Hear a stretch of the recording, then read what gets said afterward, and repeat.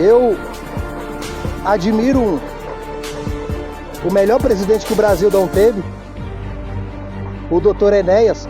Depois a galera aí mais jovem, faz uma pesquisa aí, Dr. Enéas. Esse homem ele foi candidato na época à presidência da República.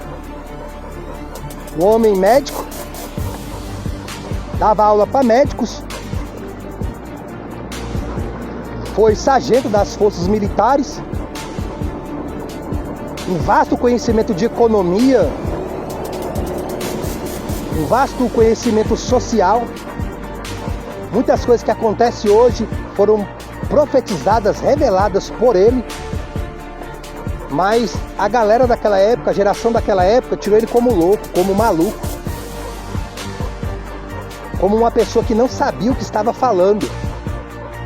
Aí hoje, com a informação, com o YouTube, com a divulgação, etc e tal, perceberam que os verdadeiros tolos e malucos foram os que não votaram nele, não acreditaram nele.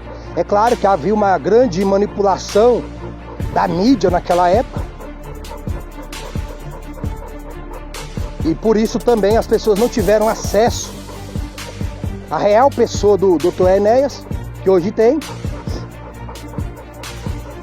Mas ainda assim as pessoas não pararam para ouvir ele. Se não me falha a memória, foi a primeira vez que eu votei, eu acredito ter votado nele.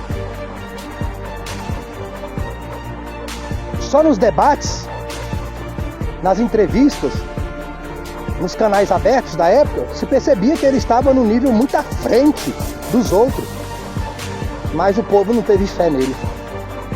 O povo emocionado, foram por conversas emocionais, foram por conversas simplórias, no contexto de não trazer uma solução para aquele problema. O Dr. Enéas falava que se agisse de tal forma, ia ter tal problema e a solução era X. E hoje se confirma aquilo que o Dr. Enéas falou há 30 anos, 25 anos atrás. E o que me chama a atenção, quando eu falo que o povo acreditou numa conversa emocional, simplista, é que o Dr. Enéas ele veio praticamente da favela. Foi feita uma entrevista com ele e levaram ele lá no lugar onde ele nasceu, criou, tudo pobre. Aquelas casas que ficam em cima das águas, igual essa aqui, ó, acho que é pau a pique, né? Não sei, é um nome que fala, né? Que as casas ficam suspensas nas águas, total miséria o local. E eu fiquei abismado com aquilo, porque eu pensei que o Dr. Enéas, ele vinha de uma classe média para alta, formado em medicina. Uma pessoa para formar em medicina pobre, naquela época é muito difícil. Se hoje é difícil, imagina naquela época. Entrou no exército, tornou sargento, influente, tem outros assuntos, conhecedor, era um homem que estudava o que falava. Ele pesquisava a situação econômica, social, e ele nunca usou isso para ganhar voto. E o outro candidato só ficava nessa, que era pobre, que vinha da pobreza, que foi do sindicato tal, que conhece a luta dos pobres, que geralmente é o mesmo discurso de hoje. Então, o brasileiro é muito assim, ele é muito emotivo. Como lutador brasileiro, ele estava muito nessa pegada, né? Então, muitas pessoas foram convencidas, mas não pararam para pesquisar, para analisar o conteúdo de ambos os lutadores e do contexto da escola que cada um estava vindo. Então o Dr. Enéas também tinha vindo da pobreza, mas ele não ficava falando que ele veio da pobreza, ele não queria te comover.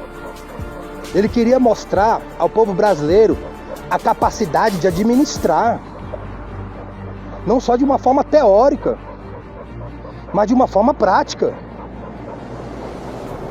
Ele mostrava como ele conseguiu administrar a sua própria vida ao meio à miséria, e a chegar a se formar, e todas as outras capacidades que ele usou para administrar a si mesmo, que ele poderia usar para administrar o Brasil. O outro não tinha.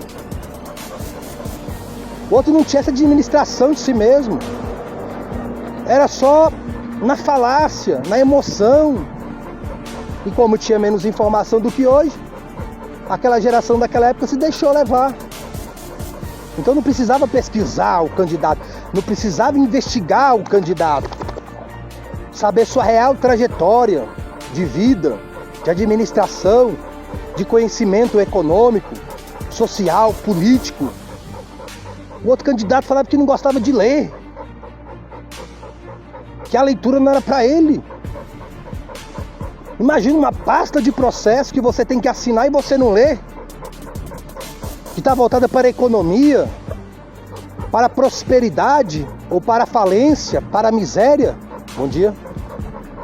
Imagine um presidente que não lê, que não estuda, que não tem o poder de percepção se o assessor está mentindo ou falando a verdade, não sabe o que está assinando porque não lê. E o Dr. Enéas, ele mostrava a sua capacidade administrativa, mas sem ficar se vitimizando.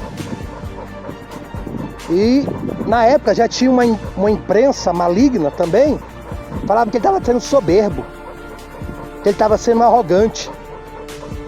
Porque infelizmente, inteligência para tolo é ser arrogante e ser soberbo. Aqui no Brasil alguém não pode ser inteligente, não pode ser sábio, que é visto como soberbo, é visto como arrogante. Como se tolice fosse melhorar a vida de alguém. Como ser tolo fosse o principal requisito de Deus abençoar uma nação. Então o outro candidato mostrando ser tolo dentro desse contexto político, o outro mostrando sabedoria, mas quem venceu? Quem o povo votou? Quem o povo elegeu? O tolo. E aquele que estava melhor preparado para o combate não teve vitória. Vamos separar de uma vez por todas, para o cidadão que nos ouve, inteligência de cultura. São atributos absolutamente distintos. Inteligência, e ninguém sabe exatamente o que é, nem com os trabalhos memoráveis de Piaget, ninguém sabe exatamente o que é. Depende, tanto quanto a ciência odierna possa afirmar, de uma arrumação cromossomial específica. Quer dizer, na hora em que o ser espermatozoide e óvulo se juntam, na hora que o ser é gerado, algo faz com que um indivíduo seja mais bem dotado que o outro. Isso é inteligência. Ela se desenvolve até 15, 16 anos, dependendo de condições ambientais, de estímulos e de alimentação, rica em proteínas. Isso está sabido. Cultura é outra coisa. É o preparo que o indivíduo adquire durante a vida. Então o senhor tem indivíduos com diplomas, preparadíssimos, desculpe, verdadeiras bestas, sabe? Perdoe, é a linguagem comum. Mas são indivíduos tão mal dotados que a gente olha e diz, meu Deus, do que adianta diploma? E o senhor conversa com um indivíduo da favela que não teve acesso a nada e fica impressionado com o brilho intelectual. Tá entendendo agora? No momento em que nós separemos isso, a gente se entende. Normalmente quem vai para a política é um indivíduo mal dotado pela natureza, é um indivíduo extremamente mal dotado, é um indivíduo que quer fazer carreira fácil, que percebeu na corrida desenfreada que está aí pelo poder, eu nunca participei dela, jamais quis, eu sou realizado da minha profissão, sou respeitado. Esses indivíduos, veja o senhor, encontram um caminho fácil e não são maus por essência, eles se adaptam.